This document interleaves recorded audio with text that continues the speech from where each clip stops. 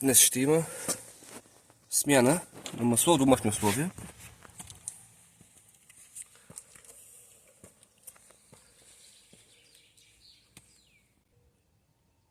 Вече е повдигната. Да си осигурим достъп до картера и до маслото.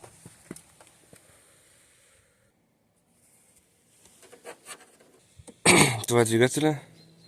Особеното тук е, че филтъра, масления, се намира под тези маркучи. Преди да започнем с всичко,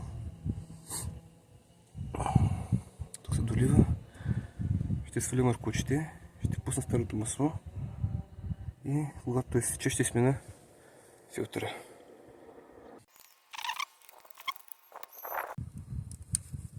Възможно е да се залепне, но след като скобата е разхлабена, няма какво да ни притеснява. Тук първият маркуч е свален.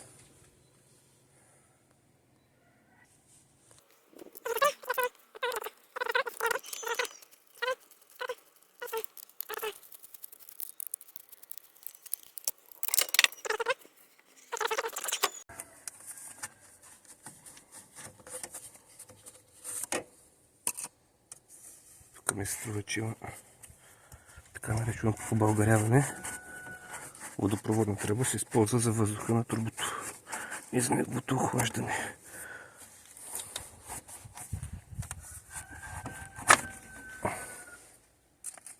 Втория маркуч, той е свален и тук вече ясно се вижда тази капачка, която реално е филтъра на маслото.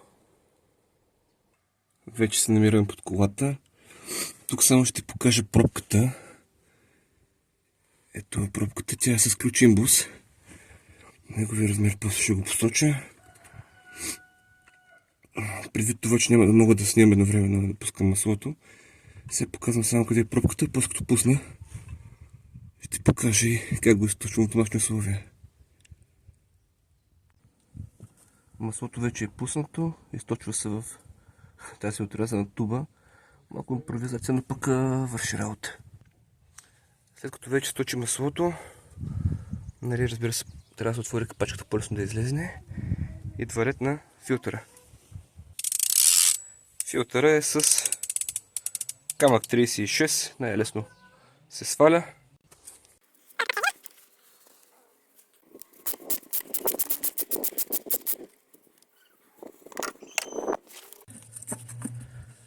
Това капака, само да отбележа тук на самия радиатор са направили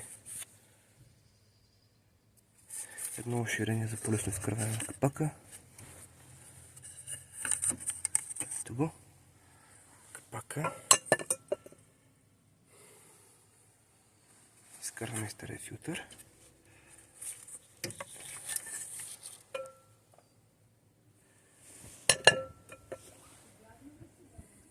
Вече може да поставим новия. Докато източването на старото масло е към своя край, предстои подготовката и поставянето на новия филтър и пробката на двигателя. Ето го новия филтър.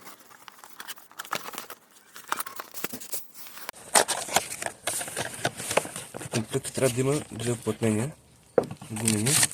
Ето ги и тях. Това е филтъра. Това са гумените уплътнения. Тук стои първото, тук второто гумено уплътнение. Почистваме първо.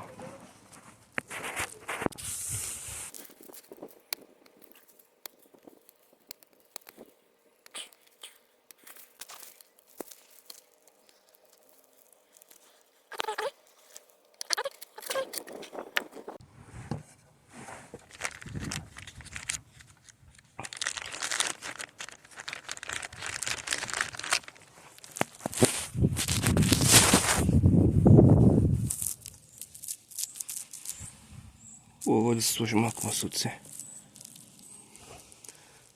по тях, преди да бъдат сложени новите уплътнения.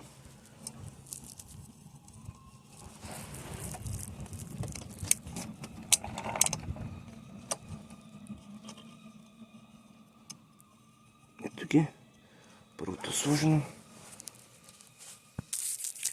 Идва ред на малкото.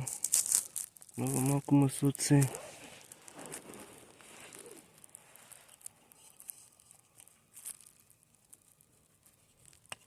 Хубаво е да се избягва да се използват метални инструменти, когато се поставят, тъй като могат да се скъсат. Ето ги, поставени са. Остава да сложим филтъра на мястото. Готови сме да поставим новия филтър. Ето го. В цяло няма голямо значение коя част навътре, коя ще е навън.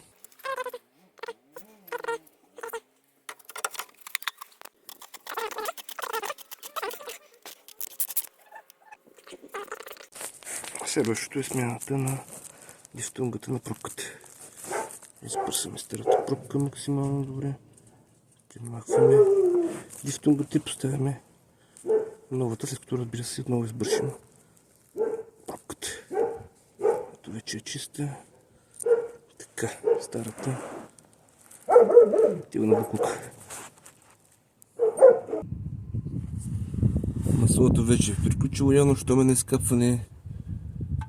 Слагаме си пробката отново първо на ръка.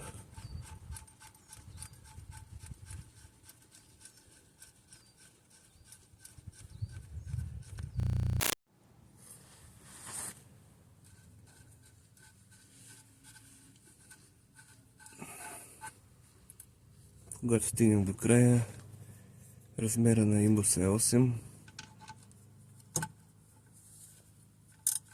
Леко притягаме, но не прекалено, защото картера алуминия, пробката е алуминиева и резбата много бързо се разваля.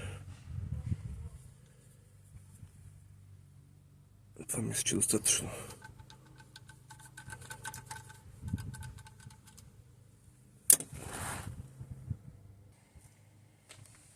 Филтърът е поставен, пробката е сложена.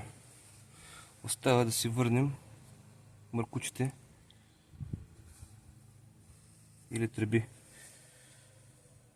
По различен начин може да бъде казано на местата. Няма да показвам как ги слагам, тъй като ще ми трябва две ръце и няма как да снимам. Но ще го покажа в крайния момент. Първото е сложено. Остава и второто. Дойде рече най-приятната част. Наливането на новото масло.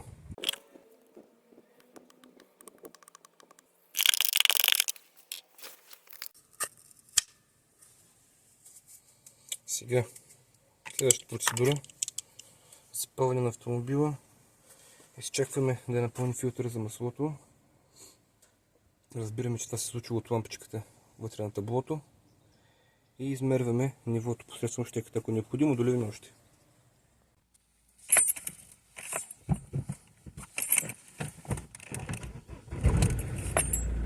Лампата загасна мигновено, премигна.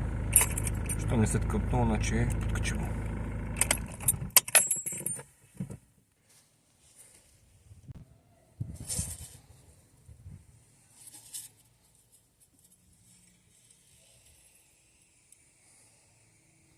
Нивото е ниско, виждате.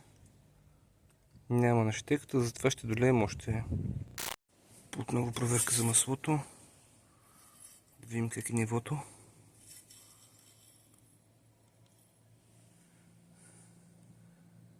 Ето вече е на средата, напълно удовлетворяващо. Дори и малко над средата. Еми с това процедурата по смяната на маслото в домашни условия приключи.